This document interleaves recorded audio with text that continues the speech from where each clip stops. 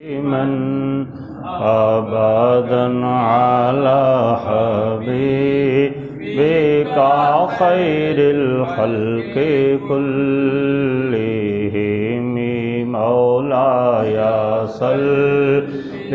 وسلم دائما أبدا على حبيبك خير الخلق كلهم.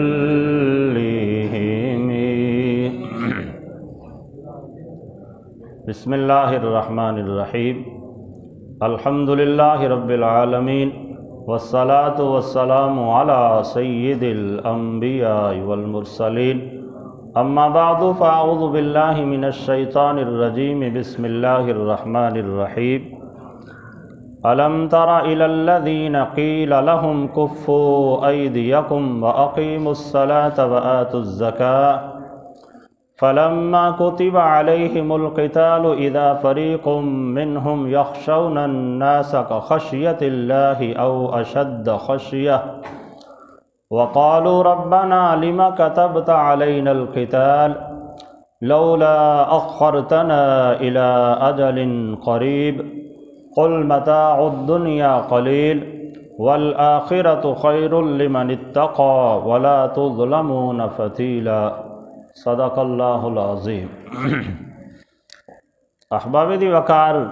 آج ہمیں سورۃ النساء کی آیت نمبر 77 پڑھنے کی سعادت حاصل ہو رہی ہے. اس آیہ بینہ میں خالق ارض و سماوات نے ان لوگوں کا تذکرہ فرمایا ہے جو جہاد کی تمنا کرتے تھے. یہ خواہش کرتے تھے کہ ہمیں کفار کے ساتھ جنگ کرنے کی اجازت دی جائے، لیکن اللہ جل شانہ کی طرف سے انہیں تنبیہ کی گئی کہ وہ ابھی جنگ کی طرف مائل نہ ہوں، بلکہ انہیں چاہیے کہ وہ نماز قائم کریں، زکوٰۃ ادا کریں، اور پھر جب ان کے اوپر جنگ مسلط کر دی گئی، انہیں جہاد کا حکم دیا گیا، تو پھر جو کمزور ایمان والے تھے وہ ڈرنا شروع ہو گئے کہ اب ہمیں تو قتل کر دیا جائے گا، اس طرح کے معاملات ہوں گے. تو اس کا یہاں پہ اللہ جل شانہ نے تذکرہ فرمایا. ارشاد فرمایا الم تر الی الذین قیل لہم کفوا ایدیکم. کیا آپ نے ان لوگوں کی طرف نہیں دیکھا جن سے کہا گیا تھا کہ ابھی جنگ سے اپنے ہاتھ کو روکے رکھو. وَأَقِيمُوا الصَّلَاةَ وَآتُوا الزَّكَاةَ، اور نماز قائم کرو اور زکوٰۃ ادا کرو. مفسرین کرام نے اس کے شان نزول کے حوالے سے بیان فرمایا کہ مدینہ کی طرف ہجرت کرنے سے پہلے مسلمان چونکہ مکہ میں رہتے تھے اور کافروں کی طرف سے مسلمانوں کے اوپر ظلم و تشدد کیا جاتا تھا. اب مسلمان ظلم و تشدد کو برداشت کرتے تھے،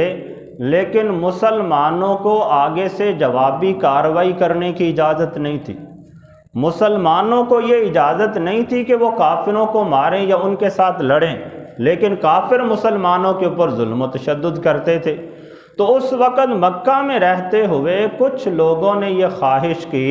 نبی علیہ الصلاۃ والسلام کی بارگاہ میں یہ درخواست کی کہ یا رسول اللہ، کافر ہمیں تنگ کرتے ہیں، ہمارے اوپر ظلم کرتے ہیں، تو ہمیں بھی اجازت دیں، ہم بھی ان کے اوپر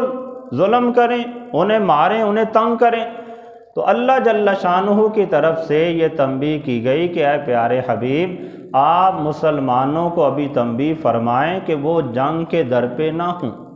لڑائی جھگڑے کی طرف نہ جائیں، بلکہ انہیں چاہیے کہ ابھی اپنے اسلام کو جو اللہ نے انہیں نعمت عطا فرمائی ہے، نماز قائم کریں، زکوٰۃ ادا کریں، اور خود ہی اللہ کے ذکر کے اندر وقت گزاریں. اور اگر دشمنوں کی طرف سے کوئی ان کے اوپر زیادتی ہوتی ہے، ظلم ہوتا ہے، تو انہیں چاہیے کہ صبر و تحمل کے ساتھ اسے برداشت کرتے چلے جائیں. تو اس کا یہاں پہ اللہ جل شانہ نے تذکرہ فرمایا. ارشاد فرمایا الم تر الی الذین قیل لہم کفوا ایدیکم. اے پیارے حبیب، کیا آپ نے ان لوگوں کو نہیں دیکھا کہ جنہیں یہ حکم دیا گیا تھا، کہا گیا تھا کہ تم اپنے ہاتھوں کو جنگ کے معاملے سے روکے رکھو. وَأَقِيمُوا الصَّلَاةَ وَآتُوا الزَّكَاةَ، اور نماز قائم کرو اور زکوٰۃ ادا کرو. بخاری شریف کے اندر ایک حدیث مبارکہ ہے، اس میں بھی اس چیز کو بیان کیا گیا۔ کتاب الجہاد کے اندر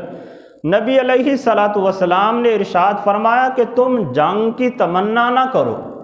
اور نہ ہی اللہ تعالیٰ سے جنگ کے بارے میں دعا کرو، یعنی اس طرح کی خواہش کرنا کہ کاش میری دشمنوں کے ساتھ جنگ ہو، یا اللہ سے دعا کرنا کہ اے باری تعالیٰ ہماری دشمنوں کے ساتھ جنگ ہو جائے۔ تو نبی علیہ السلام نے ارشاد فرمایا کہ نہ تو تم جنگ کرنے کی تمنا کرو اور نہ ہی جنگ کے لیے دعا کرو، بلکہ ہمیشہ رب تعالیٰ سے امن و عافیت کو طلب کرو اور امن و عافیت کی تمنا کرو۔ یہ خواہش کرو کہ باری تعالیٰ ہمیں جنگ و جدل میں نہ پڑنا پڑے، ہمارے معاشرے میں ہمارے علاقے میں امن و امان کی فضا قائم ہو۔ لیکن فرمایا کہ اگر خدا نخواستہ تم نے تمنا نہیں کی، تم نے دعا نہیں کی، اور اگر تمہارے اوپر جنگ مسلط کر دی جائے، دشمن تمہارے اوپر حملہ کرنا شروع کر دے، تو ایسی صورت میں پھر پیچھے ہٹنے کی بھی اجازت نہیں ہے۔ پھر فرمایا کہ صبر و تحمل کے ساتھ ان کا ڈٹ کے مقابلہ کرو، خود جنگ کی طرف نہ بڑھو، لیکن اگر تمہارے اوپر جنگ آ پڑتی ہے تو پھر ڈرنا بھی نہیں ہے، بھاگنا بھی نہیں ہے۔ پھر فرمایا کہ صبر و تحمل کے ساتھ دشمن کا مقابلہ کرو، ایسی صورت میں اگر اللہ نے تمہیں موت دے دی تو شہادت کا درجہ پاؤ گے، اور اگر اللہ نے تمہیں کامیابی عطا فرما دی تو غازی کا درجہ پاؤ گے۔ تو بہرکیف اس سے ہمیں یہ درس ملتا ہے کہ ہم میں سے کسی کو بھی لڑائی جھگڑے کی تمنا نہیں کرنی چاہیے، اگرچہ تمہارا دشمن ہے لیکن اس کے ساتھ بھی کوشش کرنی چاہیے کہ امن و امان والی ہی فضا قائم رہے۔ تو اسی کا یہاں پہ تذکرہ کیا گیا کہ کچھ لوگوں نے جنگ و جدل کی خواہش کی تو اللہ جل شانہ کی طرف سے منع کیا گیا کہ تم جنگ کی خواہش نہ کرو، بلکہ تم نماز قائم کرو، زکوٰۃ ادا کرو۔ پھر ہوا یہ کہ جب لوگ ہجرت کر کے مدینہ میں آ گئے، اب وہی لوگ جو پہلے جنگ کی تمنا کرتے تھے،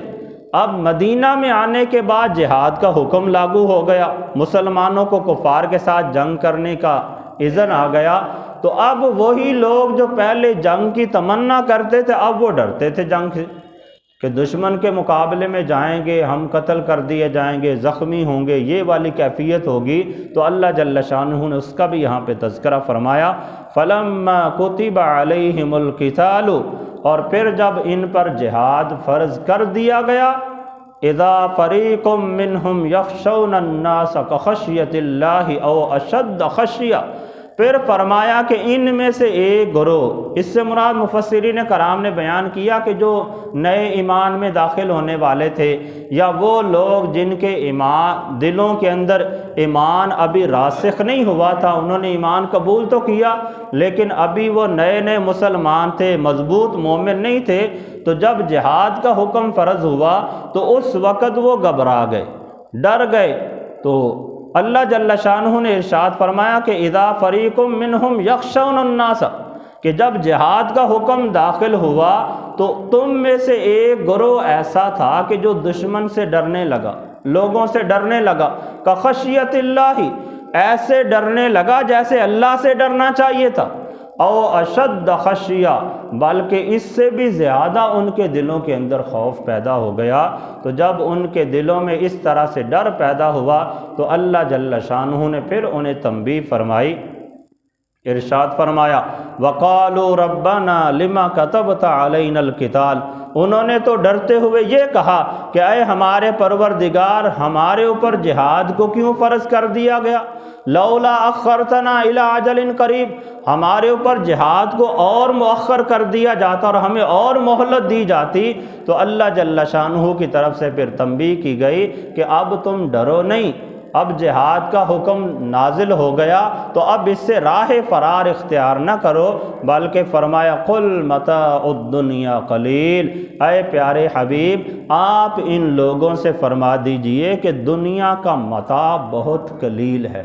دنیا کا مال اس سے فائدہ حاصل کرنا یہ بہت تھوڑا ہے، اس کی اللہ کی بارگاہ میں کوئی حیثیت نہیں۔ لہذا تم دنیا کے مال سے فائدہ حاصل کرنے کے لیے یہ خواہش کرو کہ جہاد کو ہمارے لیے مؤخر کر دیا جاتا اور ہمیں مزید زندگی دی جاتی، تو تنبیہ کی گئی کہ یہ دنیا کے مال کی اللہ کی بارگاہ میں کوئی حیثیت نہیں ہے۔ اس لیے فرمایا قل متاع الدنیا قلیل، اے پیارے حبیب آپ انہیں فرما دیں کہ یہ جو دنیا کا سامان ہے یہ بہت تھوڑا ہے جس کی تم خواہش لے کے بیٹھ گئے ہو، بلکہ فرمایا والآخرۃ خیر لمن اتقی، اور جو اللہ سے ڈرنے والے ہیں ان کے لیے تو آخرت بہتر ہے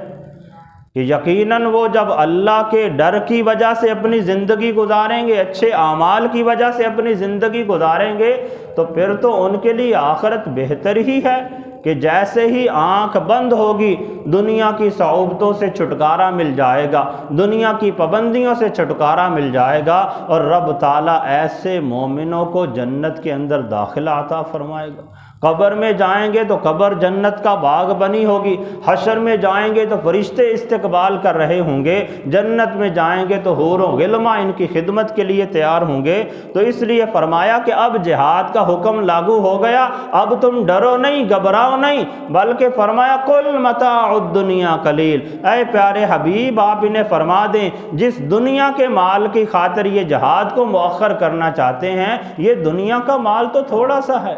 اس کا فائدہ تو چند دن کے لیے ہے۔ والآخرۃ خیر لمن اتقی، اور جو اللہ سے ڈرنے والے ہیں ان کے لیے تو آخرت بہت بہتر ہے، بہت اچھی چیز ہے۔ ولا تظلمون فتیلا، اور تم پر ایک دھاگے کے برابر بھی ظلم نہیں کیا جائے۔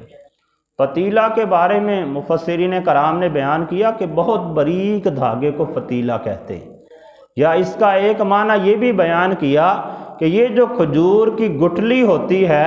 کھجور کی گٹھلی کے اوپر ایک بالکل باریک سی تہ ہوتی ہے، فرمایا اس کو فتیلہ کہتے ہیں۔ مطلب یہ کہ انتہائی قلت بیان کرنے کے لیے ہے، مومنوں کو تنبیہ فرمائی کہ تم گھبراؤ نہیں، جہاد سے ڈرو نہیں، اگر تم قتل کر دیے گئے تو تمہارے اوپر کوئی ظلم نہیں کیا جائے گا، بلکہ فرمایا تم جب قتل ہو کے میدان جنگ کے اندر شہید ہو کے آخرت میں اللہ کی بارگاہ میں حاضر ہوگے تو تمہارے اوپر ایک ذرا برابر بھی ظلم نہیں کیا جائے گا، بلکہ تمہیں تو وہاں پہ پروٹوکول دیا جائے گا، تمہارا تو عالی شان طریقے سے استقبال کیا جائے گا، اور تمہیں جنت کے بالا خانوں کے اندر مقام عطا فرمایا جائے گا۔ اس لیے فرمایا کہ دنیا کے لالچ کی خاطر تم جہاد کے مؤخر ہونے کی تمنا نہ کرو، بلکہ حکم لاگو ہو گیا تو اب جہاد کرو، دنیا کا متاع نہ سوچو، دنیا کا متاع تو بہت تھوڑا ہے، آخرت کے بارے میں سوچو،